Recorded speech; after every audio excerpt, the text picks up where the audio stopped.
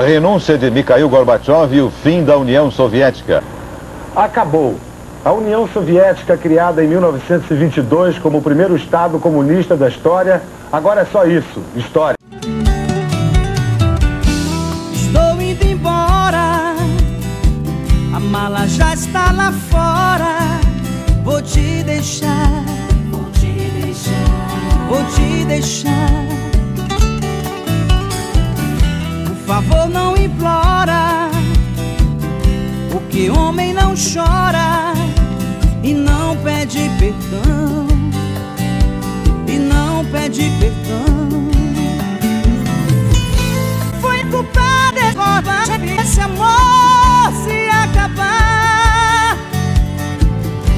Você que Na penumbra, sem hinos, sem cerimônias, sem homenagens, partiu para sempre um símbolo que já foi temido, já foi amado, já foi odiado e que hoje vai ter lugar em museus.